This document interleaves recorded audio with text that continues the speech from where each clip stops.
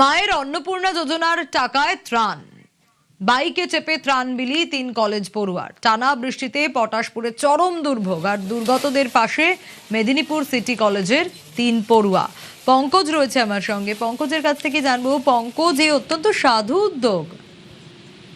একেবারে একেবারে সাধু উদ্যোগ। দেখা গেল যে একেবারে যেখানে অতি বৃষ্টির এলাকার পটাশপুর বাগি এবং কেলেঘাই নদীর জলে প্লাবিত হয়েছিল বেশ কিছুটা গ্রাম, যেখানে 7টি গ্রাম জলে প্লাবিত হয়েছিল।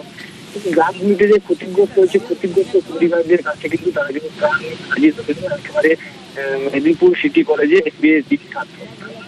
দুজন হরি মাইতি এবং প্রসেনজিৎ সাউ এবং অসীম মহাপাত্র, তারা তিনজনই কিন্তু যেখানে এলাকায় বাইকে করে খাদ্য সামগ্রী নিয়ে বাড়িতে বাড়িতে গিয়ে ত্রাণ সামগ্রী বিলি করলেন।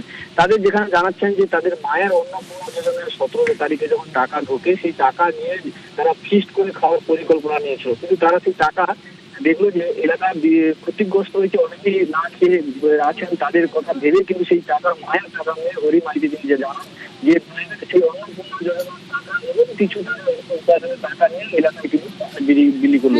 যেখানে দেখা গেল অনন্য একটা দৃষ্টান্তমূলক, যেখানে এই কলেজ পড়ুয়া ছাত্ররা তারা কিন্তু এই ত্রাণ বিলি করে এই পটাশপুর এলাকার পটাশপুর 1 নম্বর ব্লকে একদমই, এবং সেই ত্রাণ বিলি করেন তারা অন্নপূর্ণা যোজনার টাকায়, যা তাদের মায়েরা পেয়েছে। বেশ, তারা যে ত্রাণটা বিলি করলেন তাদের ওনাদের সবাইকে আমি আন্তরিক শুভেচ্ছা জানাই। আমরা আরও জানাই যে ওনারা যেন এইভাবে থেকে মানুষের পরিষেবার কাছে দাঁড়ান। ওদিকে ধন্যবাদ জানাই। আমরা নিচু এলাকার মানুষ, আমাদেরকে দান দিতে আমরা খুবই উপকারিত হয়েছি।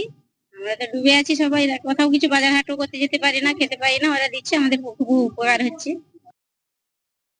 আমরা এসছি এখানে আমাদের পটাশপুর এলাকাতে আজকে কিছু ত্রাণ, মানে গরিব দুঃখীর মানুষের যাদের বন্যা ক্ষতিগ্রস্ত এলাকায় খুব বন্যার জন্য ডুবে গেছিল, তাদের হাতে আমরা কিছু অল্প ত্রাণ তুলে দিলাম আজকে। অন্নপূর্ণা ভান্ডার ঢুকে 17 তারিখ, তো আমার বন্ধুর তার মায়ের টাকা নিয়ে তার মা এবং দিয়েছে তাকেই যে তুই এটা নিয়ে যা, তুই কর এবং তোরা কর, এবং আমরা সাথে নিজেরা যে যার পার্ট টাইমের কাজ করিস, সেই টাকা থেকে জমিয়ে এইসব আমরা ভাবনা চিন্তা করে মানুষের কাছে পৌঁছে